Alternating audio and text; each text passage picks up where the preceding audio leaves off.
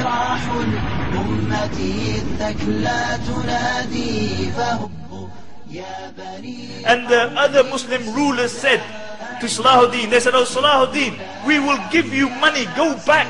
And Salahuddin said, "How can I unite with you people? How can I negotiate with you people when you are in one valley and I am in another valley?" The valley that he attributed to them was the value of this dunya, the value of preserving their kingdoms, while the value that he attributed to himself was the value which led to the akhirah, the value of preserving this ummah. And this is why Shaykh Abul Hasan Nadwi rahmatullah alayh, he said, he defined once, defining Salahuddin, he says, "Kana mu'minan musliman muhammadiyan la ya'rifu ghayra lughatil Qur'an." He said Salahuddin was a Muslim, he was a Muhammadi, he was a mu'min. The only language that he understood was the language of the Qur'an.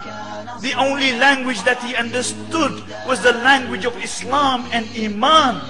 And Stanley Lane Poole mentioned that when Salahuddin came into Jerusalem, he showed the Christians the meaning of compassion. The Muslim king showed the Christians the meaning of compassion. But for Muslims and non-Muslims alike, one of the things that he did that was so significant was that he didn't replicate exactly what the Christians had done.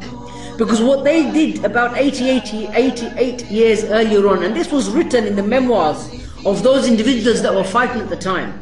And they wrote in the memoirs that when the Crusades came to Jerusalem, they ransacked the area, and with their horses they came into Jerusalem from one area to another, from if you like, from the north to the south, destroying anything in its path. And they came back on horseback. They came all the way back to the front, and they started again, going right to the end, destroying everything that they can, until they wrote in their memoirs that the horses were swimming in the blood of the Muslims. And the legs, yes, up until the feet of those that were sitting on the horseback, and their feet were drenched in the blood of the Muslims. So this was something that the Muslims didn't forget. It was something that the Muslims had in mind. The Muslims were well aware of it. In fact, the Christians were well aware of this fact, of what their predecessors had done, because they expected Salahuddin to do exactly the same. But he didn't. That's the thing. He didn't do that. He prevented a bloodshed of Muslims and non-Muslims. And there was 100,000 Christians at the time. So he spared the lives of 100,000 Christians. He also, not only did he spare their lives, but he also gave them a safe journey, a safe departure with their property and with their belongings. So he said, "You're free." He said, "You're free to go." When one of the Muslims had, or Antioch, one of the Muslims had taken a child that belonged to a Frankish woman, had stolen the baby of a non-Muslim, of a Frankish Christian from a tent, and had run off with him. فَأَخَذَ أَحَدُهُمْ صَبِيًّا رَضِيًّا. One of them took a child, a nursing child, a feeding child. فَوَجَدَتْ عَلَيْهِ أُمُّهُ وَجْدًا شَدِيدًا وَاشْتَكَتْ إِلَى مُلُوكِهِمْ فَقَالُوا. And she became so upset, like any mother would become upset if her child was taken. And so she complains to her kings, and she's weeping and crying, and they said, "Inna Malik al-Muslimin Rahim al-Qalb." The king of the Muslimin has a soft heart, has a merciful heart. فَأَذَنَا أَن تَذْهَبِي إِلَيْهِ وَتَشْتَكِي إِلَيْهِ. And we give you permission to go to him and complain your case to him. فَرَقَّ لَهَا رَقَّةً شَدِيدًا حَتَّى دَمْعَتْ عَيْنَاهُ.